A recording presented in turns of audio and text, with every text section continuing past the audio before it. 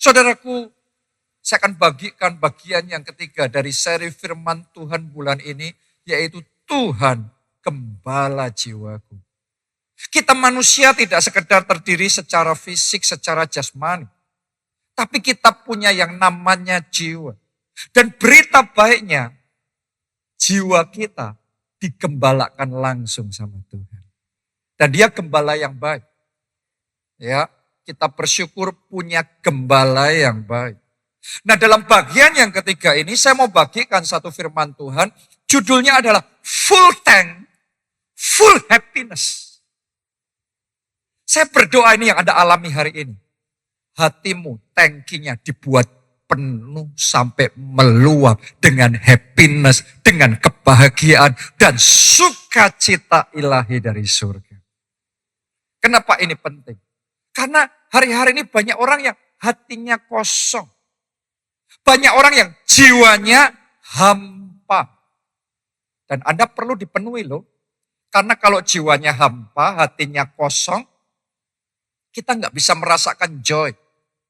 Masih hidup tapi seolah-olah nggak kerasa hidup. Masih beraktivitas, bekerja, tapi gairah semangat untuk bekerja sudah hilang. Masih melayani, tapi kasih mula-mulanya sudah nggak ada lagi. Nggak kerasa lagi. Itu sebabnya mari buka hati kita lebar-lebar dan kita minta Roh Kudus penuhkan hatiku. Sampai full tank. Tangki hatinya sampai full. Sehingga hidup kita meluap dengan sukacita. Meluap dengan kebahagiaan. Meluap dengan roh yang berkobar-kobar. Hari Rabu yang lalu, saya nyetir mobil dari Jakarta ke Solo bersama dengan keluarga. Waktu dalam perjalanan istri saya ngomong, bensinnya diisi dulu. Saya ngelihat, wah masih cukup, oke lah, no problem. Nanti saja kita di rest area mana kita akan isi. Ya sudah, kita ngobrol-ngobrol-ngobrol. Lupa ngisi saudara. Namanya lupa, nggak ada obatnya. Ya Anda nggak bisa beli obat lupa di apotek sana. Tiba-tiba suara ting, terus muncul sinyal lampu warna kuning yang mengindikasikan bensin saya sudah habis. Hampir habis. Itu kalau full, saya ngisi full, ya itu di mobil saya bukan cuma kayak ada penunjuknya full gitu ya. Tetapi ada angkanya bisa dipakai berapa kilometer. Jadi kalau full itu 800 kilometer. Waktu bunyi ting, saya mulai gugup nih. Waduh,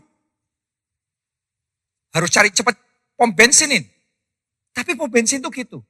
Kalau pas kita butuh cari, kok nggak ketemu? Tapi kalau nggak dicari, di mana-mana ada. Ya, jadi saya mulai cari pom bensin sampai sekian lama.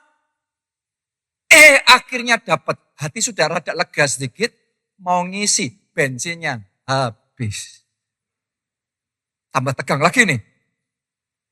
Karena sekarang tulisannya tinggal 12 kilometer. Padahal masih di tol. Sehingga akhirnya saya ambil keputusan, wah ini nggak mungkin ini. Ini harus keluar dari tol, cepet cari pom bensin yang ada terdekat di mana. Akhirnya kita cepat keluar dari tol, kita cari pom bensin, ketemu pom bensin, mau senang sebentar, habis lagi bensinnya. Itu sampai 3 kali. Itu benar-benar sudah sampai benar-benar mepet, saudaraku. Ya sudah, hampir kosong itu tangki mobil. Dan saya nggak kebayang kalau seandainya waktu itu benar-benar kehabisan bensin dan mogok di tengah jalan. Padahal kami sekeluarga sudah seharian di perjalanan dan itu sudah malam. Dan di mobil itu ada dogi-doginya juga anak-anak ya. Anjing-anjingnya itu. Terus kemudian kita lagi macet di tengah jalan. Betapa bingungnya dan betapa kacaunya keadaan pada waktu itu. Tapi saya bersyukur kita selalu punya Tuhan yang baik. Kita punya Tuhan yang selalu tersedia anugerahnya buat kita. Di saat sudah hampir empty, hampir kosong, hampir habis. Akhirnya ketemu pom bensin. Dan ketika pom bensin tersedia, saya langsung ngomong sama mbaknya. Mbak, full tank. langsung diisi, lega hati ini. Saya lanjutkan perjalanan dan semuanya penuh dengan sukacita. Kadang-kadang dalam kehidupan, kita jalani kehidupan, terjadi ini, terjadi itu, ngalami ini, ngalami itu. Kalau enggak hati-hati, bahkan saat ini mungkin saudara hatinya sedang kosong. Hatinya, staminanya sedang habis. Sukacitanya sedang lobet. Kayak tadi saya, tinggal sedikit lagi habis. Semangatnya, gairah berjuangnya sudah habis. Tapi saya mau berdoa hari ini. Karena firman Tuhan kalau disampaikan seperti ini, gak pernah kebetulan. Saya tahu Roh Kudus mau kerjakan sesuatu. Dan doa saya hari ini, tangki hatimu akan diisi penuh oleh Roh Kudus. Dibuat sampai melimpah dan penuh kembali dengan sukacita. Saya berdoa hari ini, kasih mula-mula Anda dikobarkan kembali. Api roh saudara dibangkitkan kembali. Semangat juang saudara dikobarkan kembali. Amin. Karena itu mari kita minta Tuhan penuhi hatiku sampai full tank. Full happiness, full joy. Nah tapi kita harus ngerti dulu apa penyebab seseorang bisa merasa hampa, kosong dalam hidupnya. Ada banyak penyebabnya. Yang pertama dimulai dari kehilangan orang yang dicintai. Banyak orang mengalami hampa hatinya karena kehilangan orang yang sangat disayangi. Anda perhatikan suami istri sudah puluhan tahun hidup bersama terus-menerus sampai salah satunya dipanggil pulang. Biasanya sebagian ngalami yang namanya hatinya jadi hampa. Ya, mungkin bukan suami istri, mungkin saudara yang dekat, yang memang sama kita dekat. Kita sangat sayang. Kalau sampai tiba-tiba nggak ada, ini sebagian orang saya sudah ketemu yang memang ngalami struggle. Hatinya jadi hampa. Ada lagi orang yang mengalami hati hampa karena kejadian peristiwa traumatis. Waktu kecil diperkosa, dilecehkan secara seksual. Dia sudah tumbuh dewasa, sudah menikah pun kayak masih ada yang belum benar di hati ini. Masih ada yang belum beres, yang kosong di hati ini. Ada lagi yang mengalami hatinya kosong karena bullying. Terjadi di sekolah. Zaman sekarang bukan cuma bullying di sekolah ya, bullying di tempat kerja, di kantor, di perusahaan, bahkan di rumah, di antara keluarga sendiri. Dan yang kayak gitu kadang-kadang membawa dampak yang sangat negatif buat jiwa seseorang sehingga ngerasa hampa, ngerasa kosong. Sebagian lagi ngalami hati yang hampa karena perubahan hidup yang drastis. Ya misalnya nih ya, yang kita kenal dengan post-power syndrome. Tadinya aktif kerja, sampai di satu titik pensiun. Tadinya di kantor, punya jabatan tinggi, punya power dan dihormati sama semua anak buah, wah menghargai, menghormati. Sekarang sudah nggak ada lagi. Kadang-kadang perubahan kayak gitu membuat hati bisa menjadi hampa, jiwa jadi kosong. Atau mungkin orang tua yang tadinya enjoy banget sama anak-anaknya di rumah bersama, bercanda ria. Tapi satu demi satu anak-anaknya pergi, berkeluarga, mandiri, dan sekarang tinggal sendiri di rumah. Dan sebagian orang tua merasa kosong. Ada lagi penyebabnya adalah karena mengalami kegagalan. Tapi ini bukan semua jenis kegagalan ya. Karena yang namanya kegagalan semua orang pasti ngalami, bahkan orang sukses pasti gagal. Maksudnya pasti pernah gagal dulu. Karena kegagalan adalah rangkaian dari kesuksesan. Kalau sudah mau sukses itu mesti diawalinya gagal dulu. Tapi jangan menyerah. Gagal lagi, jangan menyerah. Dan jangan menyerahnya bukan cuma polosan. Sambil belajar, apanya yang salah, harus dirubah gimana, dibuat gimana. Anda gitu terus, pasti sampai di satu titik kegagalanmu jadi keberhasilan. Amin. Jadi yang namanya kegagalan kita semua ngalami. Tapi yang saya maksudkan di sini adalah kegagalan yang jadi pukulan telak yang kerasa dampaknya begitu menyakitkan. Seringkali yang kayak gitu menyebabkan orang dampak negatif di jiwanya. Jadi ngerasa kosong. Saya ketemu sama orang-orang yang tadinya di top level. bersinar dengan terang. Tapi terus kemudian ada manuver di perusahaan itu, digoyang dia, dijegal dia, akhirnya dipotong dari jabatannya, dan dia ngerasa jadi kosong, jatuh, ngalami kejatuhan. Jadi kosong. Atau sebagian lagi ngalami hampa di dalam jiwanya. Kenapa? Karena dosa. Karena Alkitab yang ngomong, ketika manusia jatuh dalam dosa, maka manusia kehilangan kemuliaan Allah. Berarti ada sesuatu yang hilang. Ada yang kosong. Karena dosa. Saya nggak tahu satu demi satu. Apa itu yang menyebabkan jiwa kita, jiwa saudara mengalami kekosongan atau kehampaan. Tapi doa saya hari ini, kita masing-masing mengalami Tuhan secara pribadi dalam hidup kita. Dia gembala jiwa kita. Dan berita baiknya, dia gembala yang baik. Dia akan menuntun kita ke padang yang berumput hijau, ke air yang tenang. Dia menyegarkan jiwa kita. Biarlah hari ini jiwa Anda disegarkan oleh Tuhan. Anda yang letih dikuatkan oleh Tuhan. Anda yang sudah kayaknya kehilangan motivasi hidup, hari ini apimu dikobarkan kembali. Semangatmu dinyalakan kembali. Yang percaya katakan amin dan tepuk tangan yang paling meriah buat Tuhan kita. Jadi saya mau ajak saudara belajar dari kisah-kisah dalam Alkitab. Bagaimana orang-orang yang sempat mengalami kehampaan dalam hidupnya, tapi bisa dipulihkan. Karena saya yakin hari ini hari pemulihan saudara. Amin. Kita akan belajar dari 3 sosok dalam Alkitab yang mengalami hal itu. Kita mulai yang pertama ya. Pribadi pertama adalah perempuan Samaria yang ketemu sama Tuhan Yesus di dekat sumur Yakub. Kita baca Yohanes 4 ayat 15 sampai 18. Kata perempuan itu kepadanya, Tuhan berikanlah aku air itu, supaya aku tidak haus dan tidak usah datang lagi ke sini untuk menimba air. Kata Yesus kepadanya, pergilah, panggillah suamimu dan datang ke sini. Kata perempuan itu, aku tidak mempunyai suami. Kata Yesus kepadanya, tepat katamu bahwa engkau tidak mempunyai suami, sebab engkau sudah mempunyai berapa banyak? 5 suami. Dan yang ada sekarang padamu bukanlah suamimu. Dalam hal ini engkau berkata benar. Saya mau tanya sama saudara, waktu Anda baca tentang kisah perempuan Samaria ini, apa yang ada di benak saudara? Persepsi saudara tentang perempuan ini apa? Sebagian orang punya persepsi, wah ini pasti perempuan gak beres nih. Tukang gonta-ganti laki-laki ini. Ya ini perempuan gak benar nih, pendosa ini. Kadang-kadang saudaraku, kita manusia terlalu cepat menghakimi orang lain. Terlalu cepat melabeli orang lain.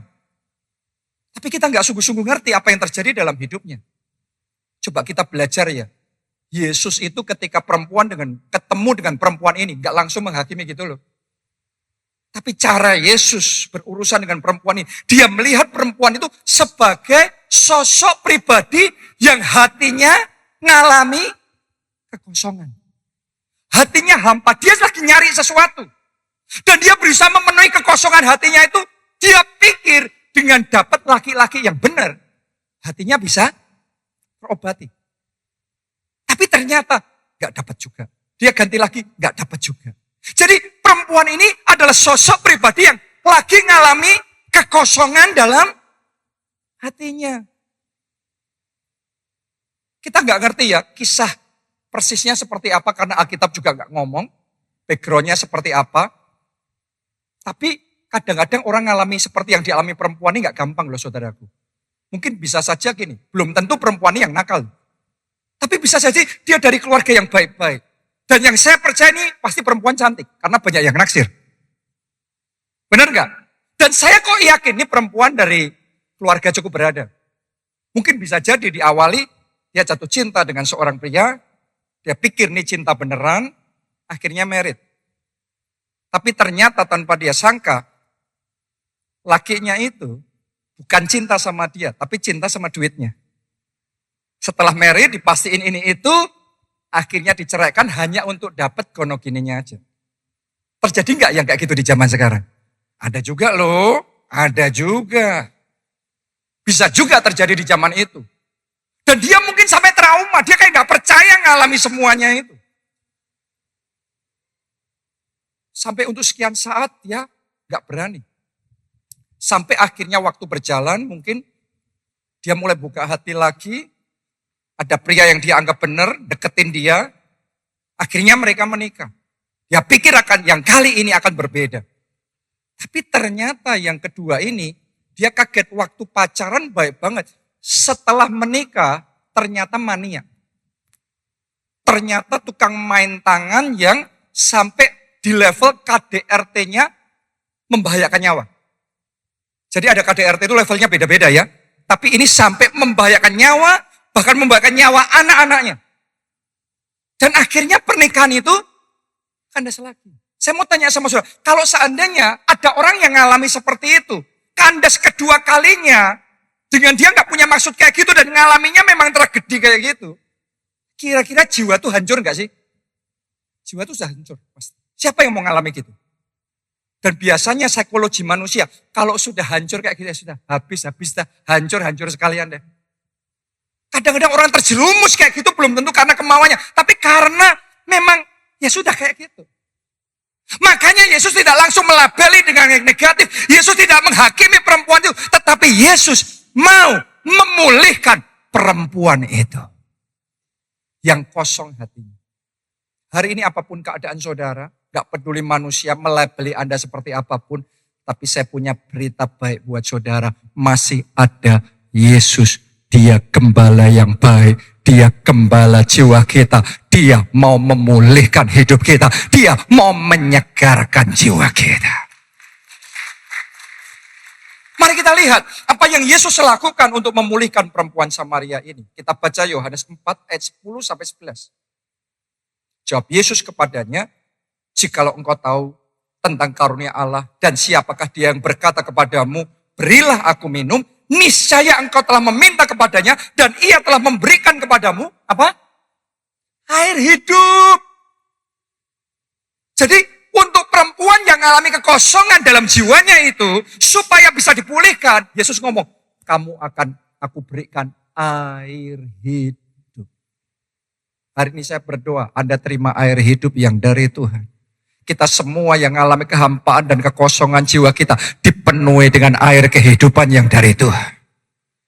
Tapi saudara tahu nggak air hidup itu apa? Karena perempuan ini nggak paham. Coba lihat kata perempuan ini, ayat 11. Kata perempuan itu kepadanya, Tuhan, engkau tidak punya timba dan sumur ini amat dalam. Dari manakah engkau memperoleh air hidup itu? Yesus bicara tentang air hidup, tapi yang di benak perempuan ini, air jasmani, air dalam sumur yang di depannya itu. Saya mau ngomong gini sama saudara, yang bisa memenuhi kekosongan hidup kita, bukan air jasmani, bukan perkara-perkara jasmani, bukan kenikmatan jasmani. Kalau Anda ngerasa hidupmu kosong, terus Anda cari sesuatu, apa yang Anda lakukan? Biasanya, sebagian orang nonton Netflix semalaman.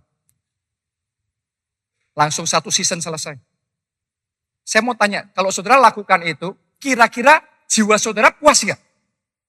Iya, kayak minum air jasmani tadi, dahaga terus minum air, puas nggak? Yes, tapi Yesus ngomong, kamu akan haus lagi. Kalau Anda cari pemenuhan hati, dari perkara-perkara jasmani, itu cuma sebentar. Akhirnya haus lagi. Akhirnya hampa lagi. Akhirnya kosong lagi. Sadarilah bahwa perkara lahiriah itu terbatas.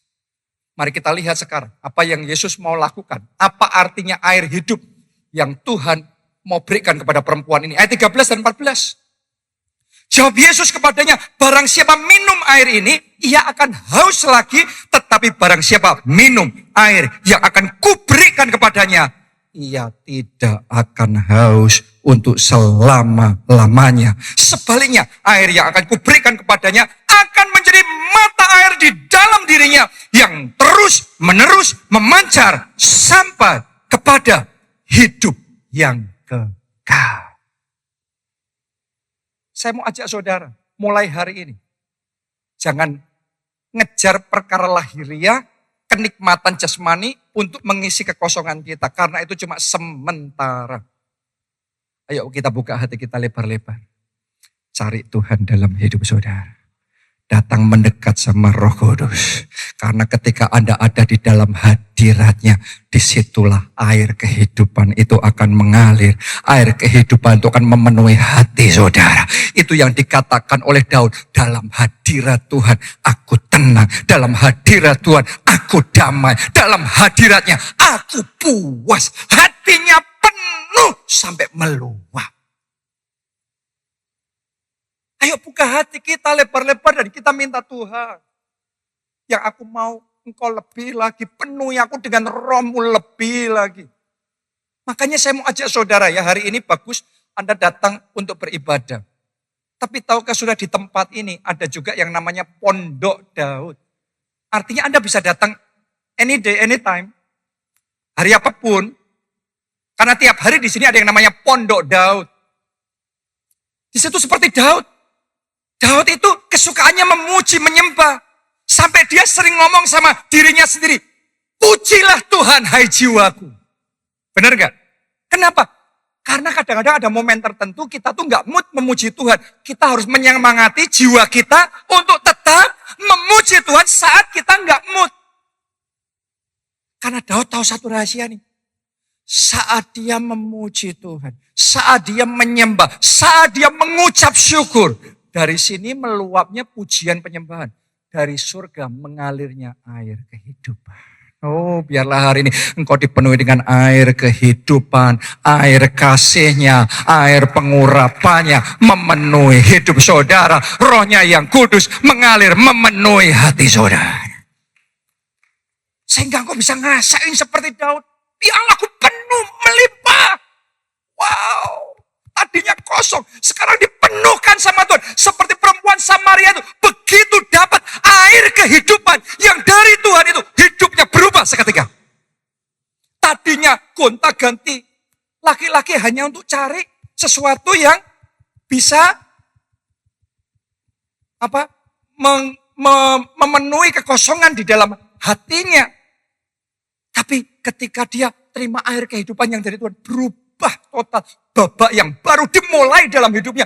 Babak hidup yang indah, penuh dengan sukacita.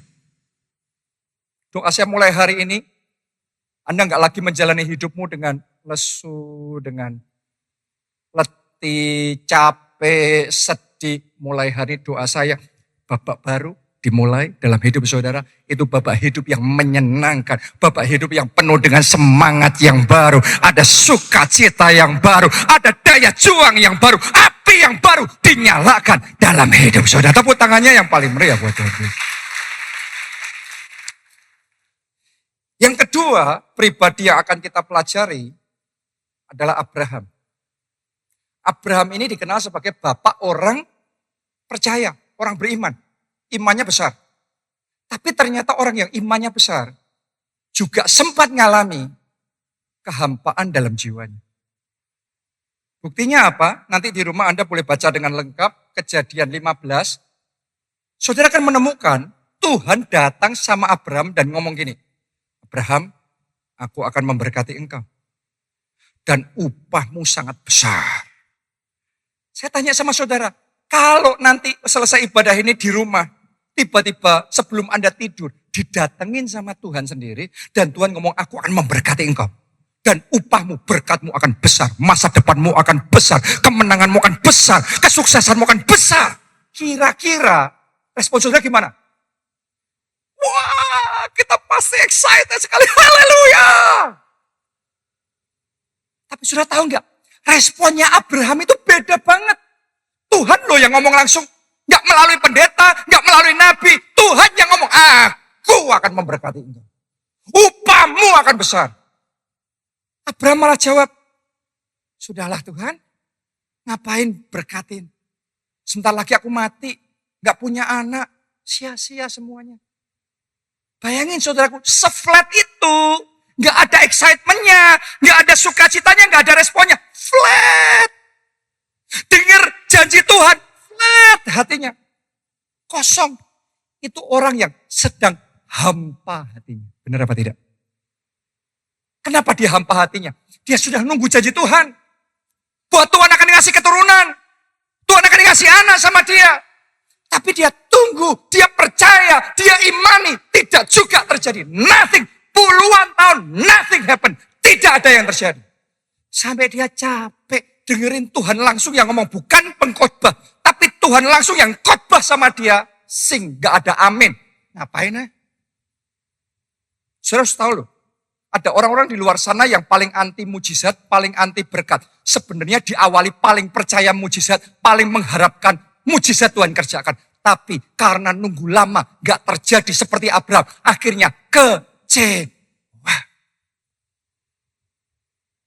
Atau mungkin ada di antara saudara di tempat ini. Karena Anda sudah dengerin firman Tuhan, dengerin janji Tuhan, diulangi tiap minggu. Ketika Anda dengar lagi firman Tuhan, Tuhan akan punya rencana besar dalam hidupmu.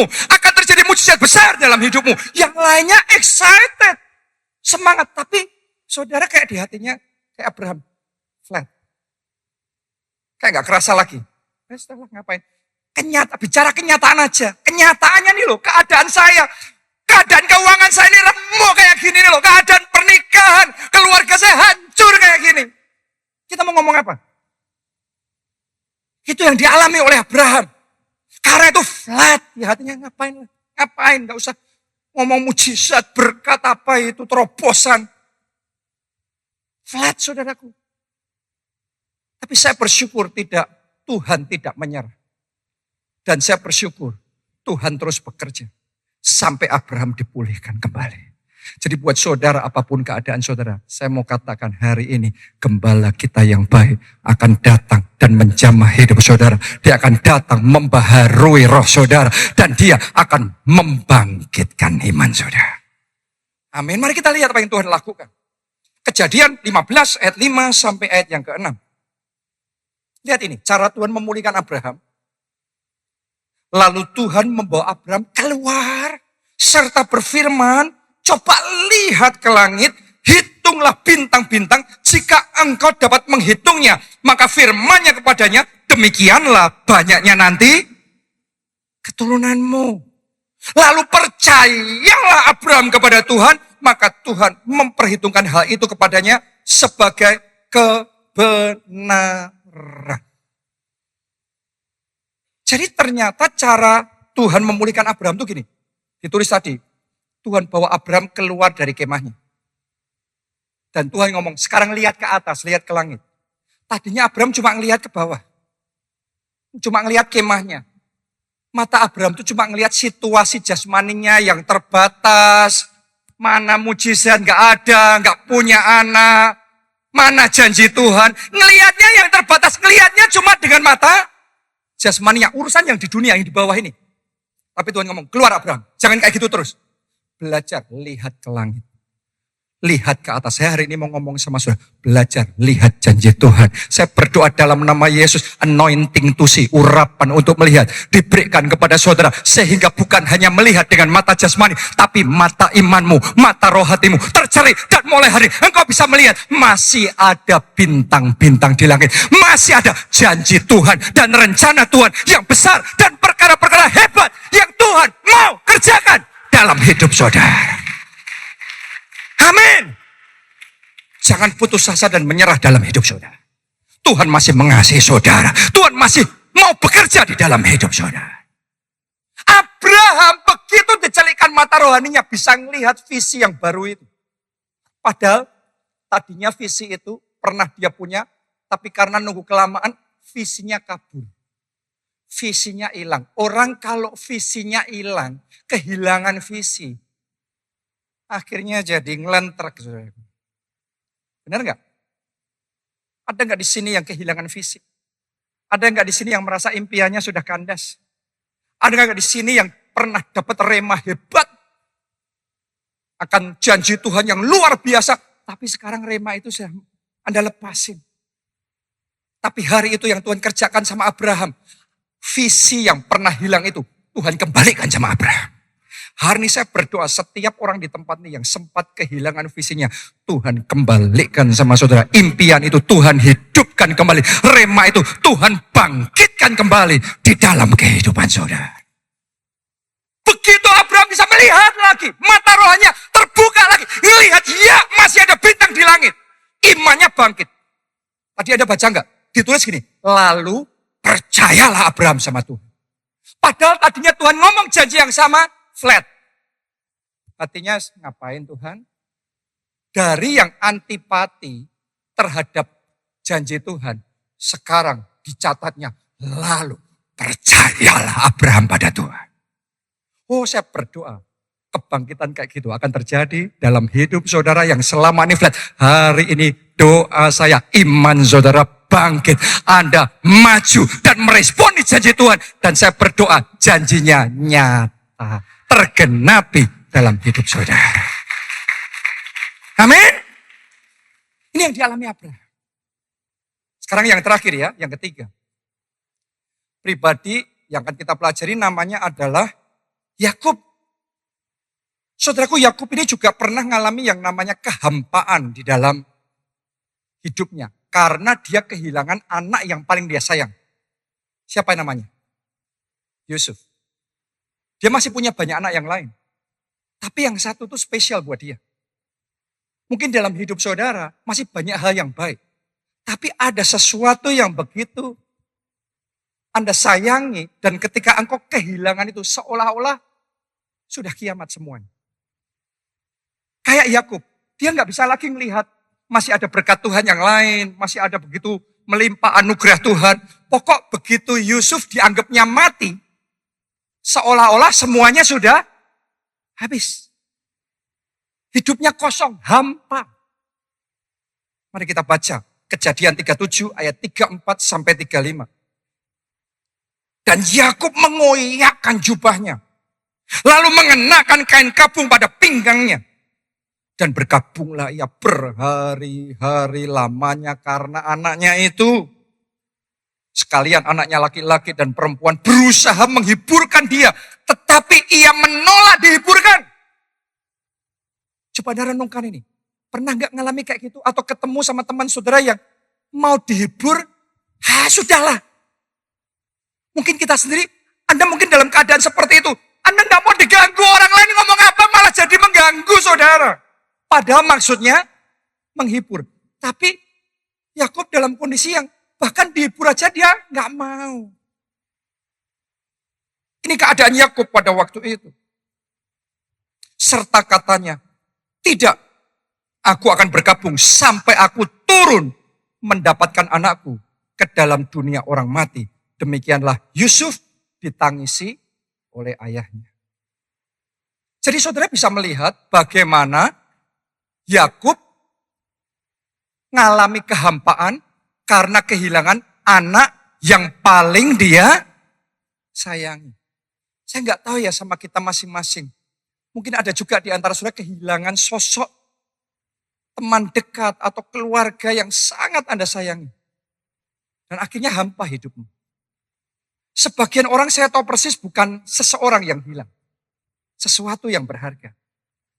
Ada yang kehilangan rumah warisan dari turun-temurun.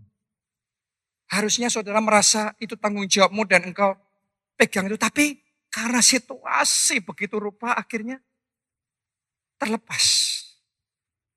Dan saudara ngerasa kayak bahkan mungkin nyalain diri sendiri. Sebagian lagi kehilangan reputasinya. Kehilangan nama baiknya. Seperti Yakub saat ini mungkin kalau ada yang mau menghibur aja lebih baik saudara ngomong, gak usah ngomong deh, gak usah ngomong. Kayak Yakub menolak untuk dihibur. Tapi saya tahu saat ini gembala jiwa kita. Dia gembala yang baik. Di dalam Tuhan engkau akan mendapatkan penghiburan yang sejati. Dan seperti Tuhan sanggup memulihkan Yakub, Tuhan akan pulihkan hidup saudara hari ini. Tuhan akan pulihkan jiwa saudara. Coba kita lihat ya apa yang Tuhan lakukan. Ini ayat terakhir, Kejadian 45, ayat 26 sampai 28. Pemain musik boleh maju ke depan. Mereka menceritakan kepadanya, Yusuf masih hidup. Bahkan dialah yang menjadi kuasa atas seluruh tanah Mesir. Tetapi hati Yakub tetap dingin. Saya tanya sama saudara, kalau seandainya sekarang Anda jujur dan mendeskripsikan keadaan hati saudara, kira-kira satu kata yang paling tepat apa yang bisa mendeskripsikan hatimu? Kalau Yusuf, dingin. Sudah kayak mati hatinya, sudah gak kerasa apa-apa lagi. Dapat kabar baik pun, Yusuf masih hidup, Yusuf ada. Dingin. Lanjutin pembacaan itu. Sebab ia tidak dapat mempercayai mereka. Tetapi ketika mereka menyampaikan kepadanya segala perkataan yang diucapkan Yusuf, dan ketika dilihatnya kereta yang dikirim oleh Yusuf untuk menjemputnya. Tolong perhatikan kalimat berikut ini, karena ini poin finalnya. Maka bangkitlah kembali semangat Yakub, ayah mereka itu. Kata Yakub, cukuplah itu, anakku Yusuf masih hidup. Aku mau pergi melihatnya sebelum aku mati.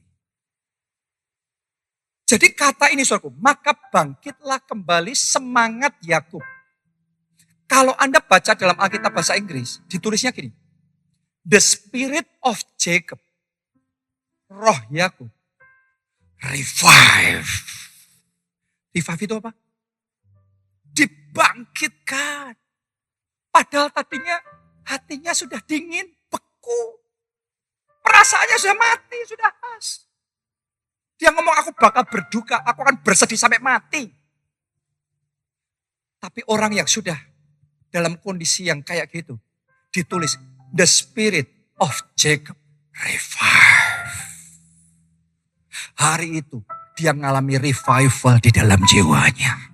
Apa yang selama ini sempat mati dalam hidupnya dibangkitkan kembali oleh Tuhan. Dan doa saya hari ini, revival yang sama saudara juga alami dalam kehidupan saudara. Roh saudara dibangkitkan. Api saudara dinyalakan kembali. Pengharapan saudara dikobarkan kembali oleh Tuhan. Karena begitu the spirit of Jacob revive, perubahan terjadi seketika. Kenapa saya ngomong begitu? Karena gini, Yakub ini dia seorang dreamer, dia tuh seorang pemimpi. Dan sejak dari kecil dia sering dapat mimpi, penglihatan dari Tuhan. Makanya nurun ke Yusuf kan, Yusuf juga kayak gitu dapat dari mana? Dari bapaknya, nurun itu. Satu warisan rohani yang luar biasa. Tapi tahu nggak saudara, waktu dia dapat kabar Yusuf mati, sejak saat itu tidak pernah dicatat dalam Alkitab Yusuf dapat mimpi, Yusuf dapat penglihatan. Tiba-tiba karunia-karunia rohaninya hilang. Ternyata saudaraku ya, ketika jiwa manusia itu hancur, ketajamannya hilang, kepekaannya hilang, karunia-karunia rohnya hilang. Tetapi setelah sekian puluh tahun, begitu hari itu dia dapat berita Yusuf masih hidup. Yusuf ada. Sudah tahu nggak apa yang terjadi? The spirit of Jacob revive. Roh yang sudah pada mati itu bangkit kembali. Begitu rohnya bangkit, nanti di rumah Anda boleh teliti, pelajari. Anda akan menemukan. Gak lama setelah rohnya bangkit, tiba-tiba dia dapat mimpi lagi. Tiba-tiba dia dapat penglihatan kembali. Semua ketajaman dan kehebatannya, semua karunia-karunia rohnya yang dia pikir hilang, balik semuanya. Dalam hidup ini, saya juga ngalami, saudara juga ngalami. Kadang-kadang things happen that can crush our spirit. Hal-hal tertentu bisa terjadi dan itu bisa menghancurkan jiwa kita. Dan kalau saudara izinkan jiwamu dihancurkan, nanti Anda akan menemukan tiba-tiba kepekaannya hilang. Karunia-karunia rohnya hilang, ketajamannya hilang, kreativitasnya hilang. Tadinya, dulunya Anda kalau ngerjain sesuatu, jadi lagi. Wah ngambil kunci, benar, tepat. Tiba-tiba semuanya salah semua. Hilang, kayak hilang semuanya. Tapi kalau hari ini engkau buka hati dan engkau alami perjumpaan pribadi dengan Tuhan gembala jiwamu itu, saya berdoa seperti rohnya Yakub dibangkitkan.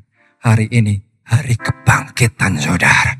Rohmu juga dibangkitkan. Ketika rohmu bangkit, mulai hari ini saya deklarasikan ketajamanmu akan dikembalikan. Kreativitasmu dikembalikan. Kemenanganmu, kesuksesanmu akan dikembalikan kembali sama Tuhan. Karena hari ini hari kebangkitan.